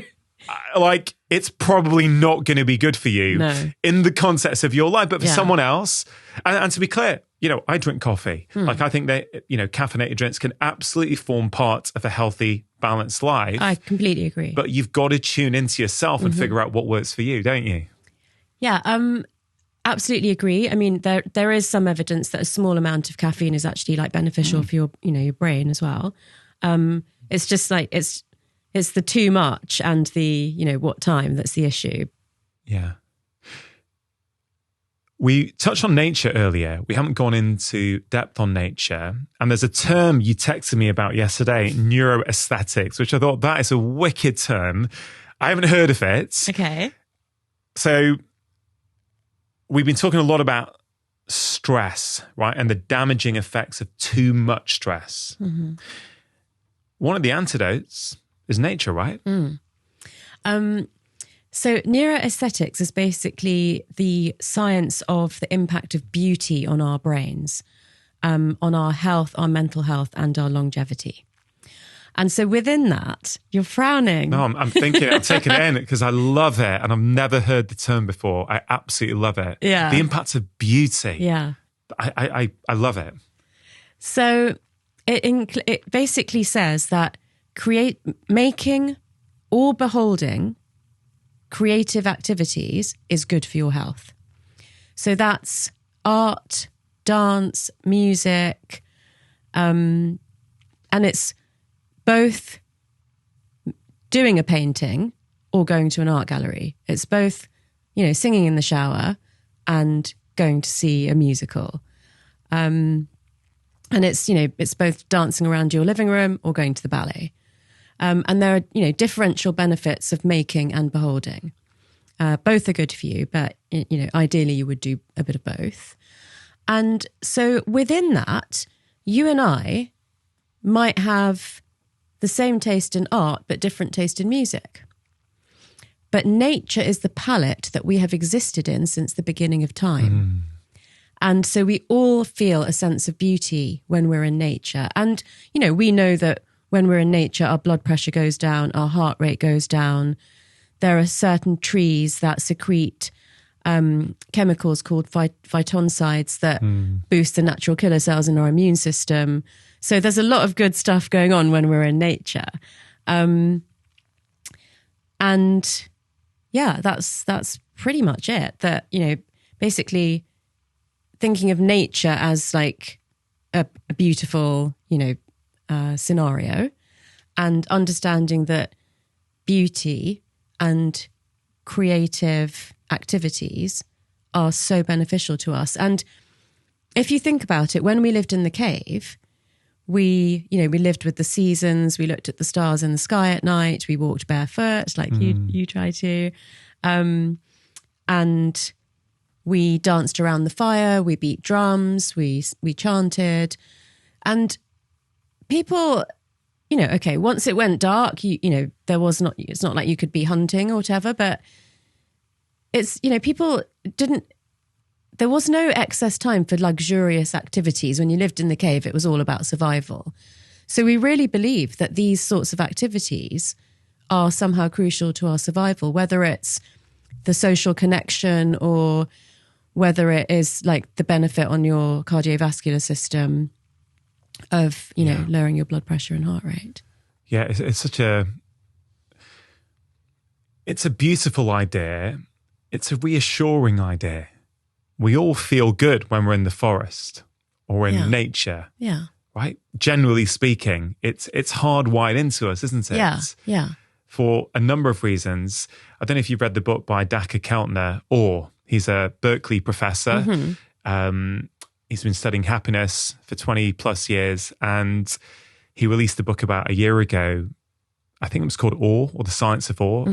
You'd love it, right? And I'll look into it. Really unpicked what happens to humans when we experience awe, which of course we do in nature, right? And it lowers stress. It improves mental well-being, improves physical health. I think it is related with longevity as well, which is absolutely incredible, isn't it? Yeah. So how much nature does one need to get these benefits? I mean, in the field of neuroaesthetics, they say ideally 20 minutes a day of, either a creative activity, making it or beholding it or being in nature. Personally, when I, used to go for a walk in the woods every day, and for just physical purposes, I would do 30 minutes. When I started doing an hour, the effect on my mental health was so noticeable. It was incredible. I didn't realize it would make that much difference. And we don't always have the luxury of being able to go for a 1 hour walk. But both physically and mentally, I could tell the difference between half an hour and an hour. Wow. To make sure you're taking action after watching this video, I've created a free guide to help you build healthy habits. We can all make short-term change, but can those changes become a fundamental part of our life? Often they don't. And that's why in this free guide, I share with you the 6 crucial steps you need to take. They're really, really effective. If you want to get hold of that free guide right now, all you have to do is click the link in the description box below. And I can also tell the difference between walking for an hour in really beautiful nature, like in ancient woods, versus walking for an hour by the river in London. Which is better? Definitely the, really beautiful nature, like no concrete jungle. The difficulty there, of course, is that the world is becoming more and more urbanized. Many people are living in mega urban environments. And, a lot of the time it's people in deprived communities, right? Who we know have worse health outcomes anyway, for a variety of different reasons. And I think it's important to acknowledge that, I'm lucky. I live in Cheshire, right? There's nice nature everywhere. It's very easy within 5 minutes of my house to get that nature. Yeah. But not everyone has that, right? No. So for that person who doesn't have it, what would you say to them? So even just having more plants in your house is, has the effect that I mentioned of the trees in the forest. Yeah, you're doing well. We're trying to in this studio. Yeah. And, one of the examples that the neuroaesthetic researcher that I spoke to gave was just having a small vase of flowers by your bed so that when you wake up, that's the first thing that you smell and see. That's a neuroaesthetic day starting, with a real piece of beauty. It is harder if you're living in an urban environment, but there are amazing parks in most cities. Yeah. So trying to get to them. But even just, noticing the trees that you can see in the skyline kind of thing, or a body of water. Yeah, it makes a difference. I've seen research on fractals, which are these, of course, as you know, these geometric shapes that we only get in nature, that when a human eye sees a fractal, you lower levels of the stress hormone cortisol, right? So I think that's one of the many reasons why nature is so powerful, right? And there's research also showing that just looking at a picture of nature will lower levels of cortisol. I don't think it's to the same degree, but it still does it. I was going to say that. I was going to say, if you really literally cannot get to a park near your house, then it's probably not as good. But if you look on your phone or on TV or whatever, and just look at naturescapes. I mean, one of the things I'm planning to do later this year is release a series of meditations, guided meditations with my voice, but that are played over some really stunning nature time-lapse photography. I love it. Look forward to that. Might become part of my morning routine. Yeah. I want to talk about death, Tara. I've watched quite a few of your interviews recently online, and they've been truly, truly fascinating. And death is something I've seen you talk more and more about over the past, I'd say year maybe. Why is that? Yeah, I would say year or two, because you know how at the beginning of the pandemic, I said to you, I feel like this is potentially a mental health crisis. What I came out of it feeling like was there were so many people that experienced loss. And I do mean, loss through actual death of loved ones, but also a lot of relationships broke down. A lot of people, really suffered during the pandemic, either because they were isolated or, things in the way that they work changed. So that loss of sense of self. So I feel like there's a lot of suffering in the world at the moment.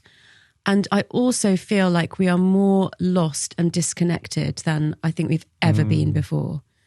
And so as part of, my personal spiritual practice, I made season 2 of my podcast more about ancient wisdom because I wanted to learn about Sufism and, South African traditional healers and, Tibetan Buddhist beliefs and things. Yeah. So, but as part of that, actually our friend in LA, Drew, he suggested a guest for my podcast who was a Austrian doctor called Alexander Bathiani who works on terminal lucidity.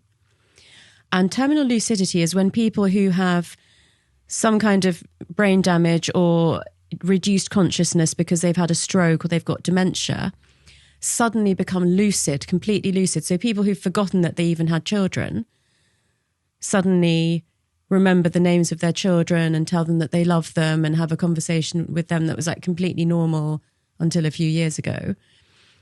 And that really got me thinking about whether it's possible that consciousness can exist outside of our physical body. Basically, is your spirit still around somewhere after you've physically died? And then there was this documentary on Netflix, Surviving Death. So I kind of went down a rabbit hole. I get into a topic and then I get into it. But I felt very passionately that this could bring a lot of comfort to people and something else, which I'll come on to. So after I interviewed Alexander, I said to Drew, this fascinating topic. And he gave me another guest who is a professor of psychiatry from the University of Virginia who works on near-death experiences. So these are people who, their heart stopped and the number of minutes that went by is enough that we would know the brain was starting to decay. But they somehow returned to physical life and could describe the experience that they had had. He's also got a colleague that works on past life memories, but I haven't been able to speak to him, but he works with children who remember being somebody else before. And then I spoke to a Tibetan doctor who does dark retreats, which is the closest experience to a near-death experience that you can have without actually nearly dying. So you're in complete darkness for 7 days and 7 nights. And actually the monks do it for 49 days. Oh, wow. Yeah. So that led me, what it's led me into thinking is, you said to me that you're very interested in intuition at the moment. I've been interested in intuition for a long time, but all of this, potential research that can't prove anything, but points to the fact that the mind and the brain could be separated, makes me, the way that Dr. Grayson put it is that the brain is essentially filtering down the mind because the mind is capable of so much, but to survive in this material world, we can't be overwhelmed like that. So the brain actually makes our mind fit for purpose for this material world. So if you think about the fact that bats and dolphins can see and hear things that we can't see, that means a biological model has a range in their consciousness that's outside of our range. So if we believe that it's true that the mind is being filtered down by the brain, is it possible for us to expand our consciousness in this life, in this lifetime, in this world? And, he said that, again, bringing us back to the ancient wisdom, that the Greeks and the Egyptians, they had people that discovered that, and they were the seers. You know, they were the people that predicted the future, or knew if someone was going to die or become unwell. So I'm just very fascinated by this fact that I didn't think that the ancient wisdom and all of the kind of death stuff would be, potentially connected. But, I am tempted to look into things like telepathy and extrasensory perception and, from a neuroscience point of view, always with that lens of trying to explain it to people in a way that might help them. And, not wanting to be too woo-woo, really wanting to see if I can create that same balance that I did with the source. Yeah. I mean, that was a great book, and you did such a wonderful job. As you say, creating that balance. There was a scientific rigor there as well, which is very important, I think, for many people. Do you know Anil Seth? He's a bona fide neuroscientist who spent decades studying consciousness. And when he came on my podcast last year, we spoke about near-death experiences. Oh, okay. We touched on it. And, because you can't ignore the reports. There's plenty. Yeah, there's thousands. There's so many people who are reporting these experiences. Yeah. And a lot of people are saying that it's changing how they experience the world. Yeah. They come back from it and they're making different decisions. Yeah. They know what's important now, right? And he was great because he said, listen, these things have really powerful meanings. And I don't want to, he didn't want to take away from that. But he also said, but you could also explain them through the lens of the visual cortex getting less oxygen. Because he says often what people will describe is a white light that's very focused. Well, he goes, well, if your visual cortex is having less oxygen to it, the periphery of your vision starts to shut down. Yeah. So he was, he was great. And people do say it's like a tunnel as well, which also makes sense from what he said. Yeah. So he was kind of saying, well, both things can be true. There can be a physiological, biological explanation, and it can have a transformative effect on people. Yeah. I guess he would probably, and I don't want to speak for him, stop short of some of the things that you're talking about. As someone who has been to medical school, who has lectured at MIT, who is a neuroscientist, it's really interesting to me that you just spoke about those things on a microphone. Would you have done that 5 years ago? No. Why?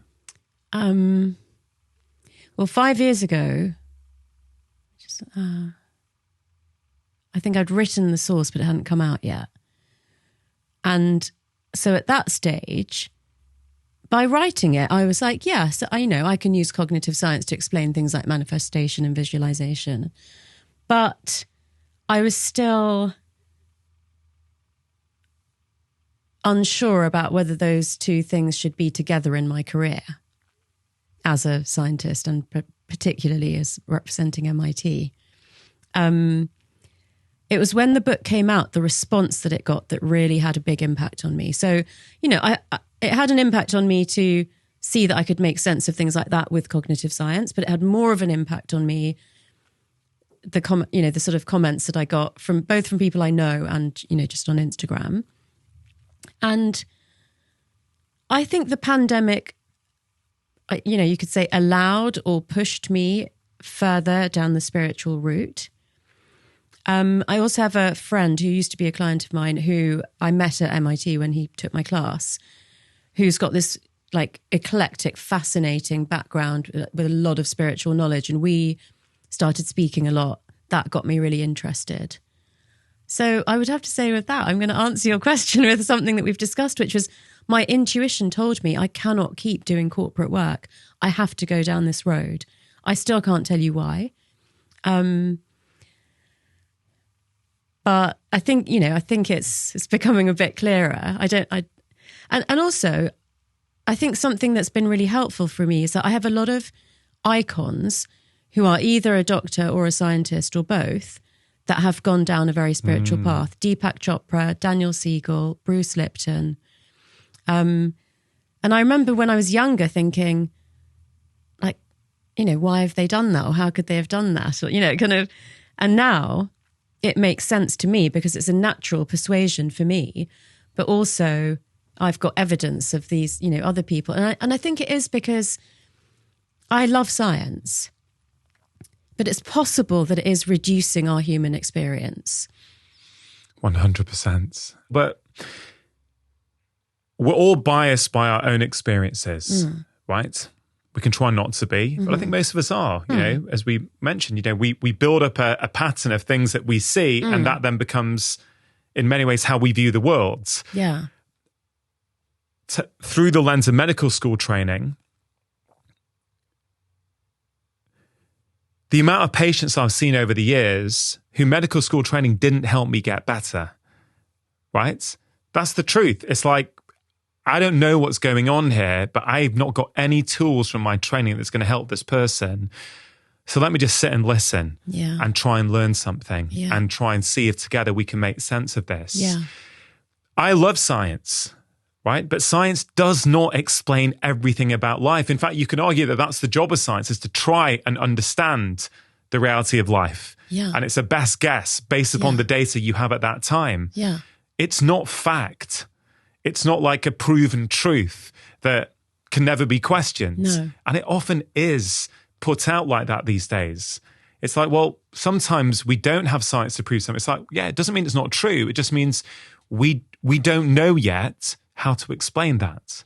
Do you know what I mean? Yeah, totally. I mean, you know, 25 years ago, we didn't know about neuroplasticity. Yeah. So, you know, but what we knew at the time was the truth at the time. But science is continually evolving.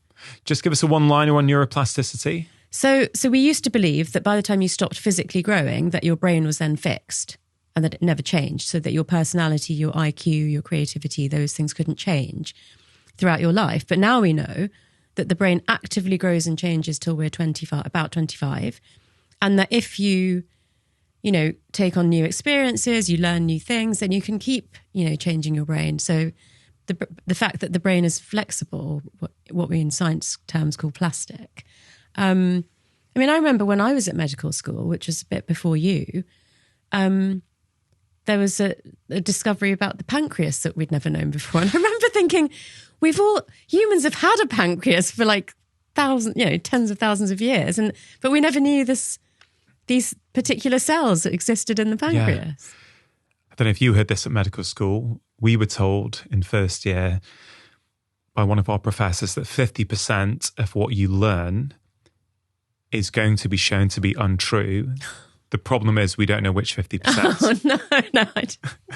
But I actually love that, because actually you can either, and as a young, you know, as a young 18-year-old, you know, you probably don't want that uncertainty. You want to believe that you are being told everything and everything you're being told is the truth. Yeah. But I actually think that pattern misserves our profession. I think there's a lot of doctors out there who still believe that everything they learned at medical school is absolutely true. Yeah. And things have moved on. Some of it is, some of it's partially true. Some of it is not quite true in the way we learned it. We've evolved our understanding. Yeah. So you have to be okay with not knowing. You have to be okay with thinking, well, there's something more here.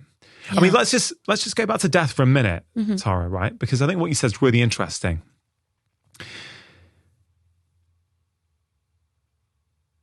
My first real experience with death was when my dad died, just over 10 years ago now. And I was a mess for a long time, because looking after dad was my identity. So it was a huge hole for me. It's the first time I'd ever really had to deal with death. Yeah. Personally. Yeah. Yeah. Now, the last year has been incredibly challenging for me for a number of reasons. As we record this, 12 months ago today, Mum was actually pretty good. Oh, no. And on Christmas Day last year, everything took a turn for the worse. Yeah. she went into hospital for 3 weeks, and since she's come out, she's not the same as she was. And it's interesting as we come up to that 1 year point. Yeah. I was reflecting yesterday of how different my life was 12 months ago, because I live very near to Mum and I see her most days. Yeah. And when she was in hospital, she had delirium. So she was in A&E for 3 days. The hospitals were slammed, and it was such a traumatic experience to see someone, if people have seen delirium, I've seen it in patients. Yeah. It's clearly a different matter when you see it with your mother. Yeah. And then since Mum's come home, which she's been home for ages now, I've really been questioning myself this year as to what is the human experience, right? Because Mum's still there, right? Yeah. So I can see her, Yeah. I can hold her hand. Yeah. I can't talk to her in quite the same way as I used to be able to. Mm-hmm. But actually, for the last few months, there's a stability there, and Mum seems really calm to me, right? So she's pretty dependent on help for most things. Well, for everything, frankly. But I've been questioning, what the hell is the human experience, right? Because now when I go and see Mum, it's variable from day to day, but there's a calmness. There's a really beautiful calmness and warm energy. I thank God for much of Mum's life. She's been busy. She had Dad to look after, me and my brothers to look after, go. There's a real calm. And I'm experiencing that not through words, through just sitting there and trying to connect with what am I feeling here. Yeah. I feel a calmness from my mum, who she's not the same person, I would say, in some ways as she was 12 months ago. But what does that mean, not the same person? Yeah. Well, it still looks like Mum. She's still in the same room. I'm still able to go and be with her and enjoy my time with her. Yeah. So, I don't know. Help me through all that. What does that mean? What can we learn from these experiences? I mean, this is exactly the reason that I'm looking into the stuff that I'm doing, because, clearly this is like very upsetting for you. And please don't underestimate how traumatic it is for a doctor to see their own family really sick in hospital. It is, I think, actually worse than if you're not a doctor. And I'm not, belittling anyone else's experience, but when you've been used to being a doctor and caring for people and seeing all sorts of things, there's something extra traumatic about that being one of your loved ones. And, you really need to acknowledge that, because I think that will help you to heal, better than if you didn't think about it like that. So, yeah, so this, that, like I said, there isn't really anyone I know that hasn't lost someone in the last, or, lost in a way, like you said, your mum is still here, but it's not the same. And then there are people who physically aren't here anymore. That as I've looked into death and grief, there does seem to be a period, a sort of a peaceful period that can be for, very varying lengths of time. For some people it's a matter of days, but it can also go on, for a very long time. And, what I was thinking, and this is probably something you're going to say, like, really, you said that on a mic, but as you were speaking about your mum and like not necessarily being able to communicate verbally, remember, like, you were physically inside her body at one point. You shared her immune system for the first probably 6 months minimum of your life. You and her can communicate with each other without words. I'm so sure of that. I can't prove it, but that is why I'm doing the research that I'm doing, because I think we are capable of so much more with our consciousness than we know. And I think we've actually forgotten stuff that we knew. And I hope, and please tell me if this is true, that later today or tomorrow when you next go and see your mum, that you might feel that there is some other kind of communication that's possible. I mean, I'll definitely let you know. I think what this encourages me to do is next time I'm with mum is to just sit there. Like, it's really interesting what I've learned. It's interesting. Like, you can learn through science and knowledge, or you can learn through experience, right? And they're not always the same thing. So I know the science of touch and how powerful, you know, safe, affectionate human touch is, and how these CT afferent nerve fibers go all the way into our limbic system and our emotional brain and help lower cortisol. I wrote a chapter on it in my book in Stress, right? So I know the science of it. But I think you could look at this and go, we default to verbal communication because that's what we're trained in. That's what's easier. Yeah. So this is really interesting. I've not really thought about it like this before. Because that is no longer where it used to be. And I can't change that. My only option is, if I want that deep connection, I can't do it with words. So I've made a real effort to not be rushed around mum. When she was more able than she is now, and was walking around and doing her stuff, you know, I was busy and rushing around, and I'd pop in to see mum and do a few things, but I was always rushing to get out and all this kind of stuff, right? But I never do that. Like, I literally never do that anymore. Because I'm like, no. You know, in fact, last week, I was working from home on one day and I was out for a walk. I thought I'd just drop in and see mum for 10 minutes, but I've got to get back. I've got work to do. And mum was having a good day and she said, "Oh, are you going?" Oh. I said, "Oh, mum, you know, it's kind of Tuesday. I've got a bit of work to do." Yeah. Said, "Oh, you know," I said, "Oh, do you want me to stay?" "Oh, yeah, because sometimes I'm just by myself." And you know what? I just thought, you know what? Screw it. I'm just staying here. Yeah. And yes, on that day, I was able to make that decision. I recognize as I say that some people are in jobs or they have days in the week, but they can't do that. But I could. And I could have made the case to myself, "No, you've got to get this work done." And would it have been better to get that work done? No. Well, for my work, it probably would have done, but for me and my mum, and I'm so aware that there's not many more days like this left.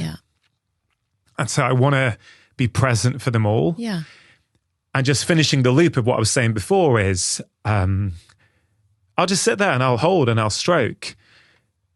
Because you can have a deep level of communication through touch. You absolutely can. And you can sometimes see mum smiling, right? And it's lovely. But I never would have done that in that way if she was speaking. So I like to look at everything in life as an opportunity. Well, the opportunity of verbal communication is not what it was. So what's the opportunity? The opportunity is, well, I can get better at communication through skin. But also you can talk to her, right? Yeah. Which you know, she would like, even if it's a bit of a monologue sometimes. It's interesting, isn't it? Yeah. I think, you know, I imagine that in that, you know, in that state, just things like silly things that the kids did, or like, you know, what you cooked for dinner last night. You know, it's, if she said, because sometimes I'm on my own, then basically she's probably a bit bored and just wants to hear about normal life. And yeah. I mean, there's some deep rabbit holes to go down on death for sure. And I think maybe it's a reflection of getting older and coming across death that makes us actually think about it more, right? On your last season of your podcast, when you went down this rabbit hole, is there one moment, is there one person, one guest where you heard something where you thought, I didn't know that, I didn't think that was possible, but now you're making me think? It started with Alexander Bathiani, the Austrian psychologist. And actually, I recorded him quite late on, but I brought him up into the number 2 slot because I was so excited about that. And a similar message was kind of repeated by Dr. Bruce Grayson. But, you know, I really pushed him on this point of, can the consciousness exist after physical death? And he said, even my friends and family are like, it's okay, Alex, you can tell us, we won't tell anyone. And he again said, it can't be proven, but I have a strong impression. And then he talked for a while, and I said, yeah, you've just said quite a lot without really saying anything. And he said, Tara, no one has ever pushed me this hard to actually answer this question. And I said, I'm not going to put words into your mouth, but from what you have just said, I am going to say that the answer to that is yes. Let's look at this a different way. Does it actually matter? And where I'm coming from with that question is, let's say that this is all nonsense, right? And it's not real, okay? And again, to reiterate, you have said on many times, this can't be proven, right? Or you don't have the proof for it. No. This is just no one does. Your investigation and research and your passion or whatever it might be. If we think about what you said earlier about the brain, and we were talking about the brain and how it's logging all of our experiences, right? So it may not be conscious, but within our subconscious, we have all this experience. Yeah. And therefore, at an appropriate time in my life, maybe it's just all internal and not anything external. You could say that, couldn't you? You could absolutely say that. What I'm trying to say is, because currently we don't believe that it's possible to have any communication with a lost loved one, right? What if it is possible, but because we don't think it's true, we're not doing it? That's the question that I'm posing. That's a whole nother podcast in itself, Tara. I know. And I'm still looking into it. I don't have the answers yet. And when you do, I look forward to that conversation. Just changing direction slightly at the end of our conversation. A lot of people listen to this show because they want help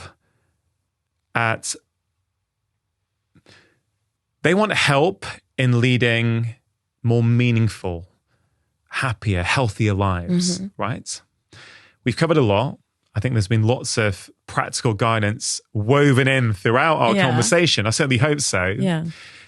To finish off, though, I want to talk about why people struggle to make changes in their life. Let's take New Year's resolutions as an example. Yeah. They are notoriously unsuccessful. Yeah. Right? What is it? Is it 80% of people who make them by the first week in February are no longer doing them? Yeah. Something like that. Yeah. Right? In your opinion, what is the biggest obstacle in people's lives that stops them from moving forward? That the goal that they've set is too big. And so it's not achievable. So it's not so much to do with the sustainability of it. It's the fact that it's too big in the first place. And therefore the effort that is required for that bigger change is so much effort that you're more likely to give up quickly. So the year that was a game changer for me was the year that I decided to add in 2 or 3 micro habits per quarter. So I started the year and I identified 3 things that I was going to do. And also knowing that some quarters, one of those was just going to fall by the wayside and not actually get incorporated. But what it meant was, because they were such easy things, that by the end of March, I was like, okay, what else can I do? So another 3. And it meant that by the end of the year, I looked back and I had 10 things I was now doing without question that had not been habits the year before. But, when I've set something bigger than that, I don't come to the end of the year and say, oh, I've, achieved that New Year's resolution. So on a kind of rational, conscious mind, practical, through that kind of lens, that is very consistent with what I found in clinical practice. That's very consistent with, let's say, Professor B.J. Fogg's research on behavior change from Stanford. This idea that it's tiny habits, it's small changes that actually are the ones that we manage to introduce into our life and make sustainable. Yeah. Yeah. There's also the subconscious patterning within us, though, as well. I believe, and this was definitely true for me, that the reason why a lot of behavior change fails, I completely agree about the small habits, but I think one of the reasons, for example, why New Year's resolutions fail is because I think they come from an energy of lack rather than an energy of abundance. Right? So what can I do to punish myself? I'm not good enough at the moment. There's, my life isn't going the way. I need to make this big. Yes. Yeah. But also, I'm not doing it because I like who I am and I like the person that I am being in the world. Yeah. I'm doing it in some way to punish myself. Yeah. And I used to do that. I used to be damn good for 21 days on meditation for 20 minutes a day. I'm like, yeah, this year I'm rocking it. I'm doing it. And then I'd miss it one day. Yeah. This is a few years back. Oh my God, the self-talk about what a failure I was and how I couldn't even stick to it that year, right? That I've realized was the issue. Yeah. The issue wasn't the meditation. It wasn't the wrong habit. The issue was the energy behind that decision. Whereas now I don't make them. I actually really like who I am. I know that sounds ridiculous, but I don't think I did 10 years ago. That's good. I like the person I've had to do a lot of work to get to that point. Yeah. So now I don't beat myself up. Yeah. And now the changes I choose to make, whether it be in January or July or November, tend to be sustainable because of the energy behind them. Yeah, absolutely. I love that. The lack and abundance point is a really, really good one. And very commonly in my coaching practice, I will see people, miss a day or, miss miss the regularity of the habit and then say, oh, that's it. I've messed that up now. And I'm always like, don't put any energy into beating yourself up. Just start again. Because next time it will be 31 days and then maybe you'll miss a day and then, next time it will be 41. But I think the point is that when we start, we're like, if I'm doing this, I've got to do it every day. Why do you have to do it every day? Like when you said to me at the start, oh, your daily journaling practice, I thought, I'm not going to lie about that. I don't do it every day, but it is a practice in my life, and that's okay. I also love what you said before about your yoga practice, which is if you don't have time, you'll still go on the mat. And I think that's really powerful because that's keeping the momentum going, isn't it? That's almost the antidote to what some of your clients say. Yeah. It's like, sure, you don't have your 20 minutes or however long you like, but you're still going to get on the mat. Exactly.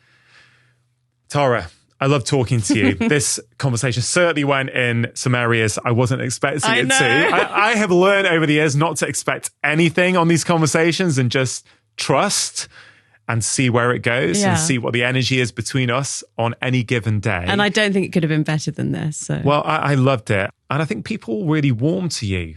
I think they really do. I think they like your knowledge and your wisdom, but also the way you put it across. Thanks. So, no, I think I and many other people appreciate that.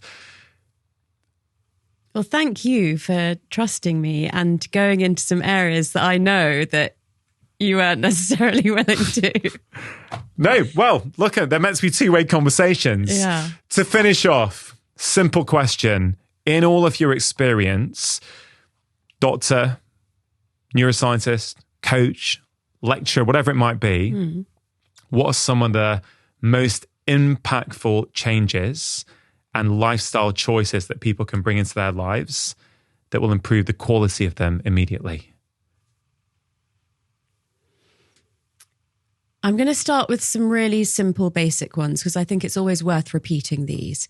So things like drinking enough water. I mean, just going from being in a slightly dehydrated state to being in a properly hydrated state all the time will make you feel different. Changing your diet today will start changing your gut microbiome, and you'll notice the benefits of that within a matter of days, if not, a week.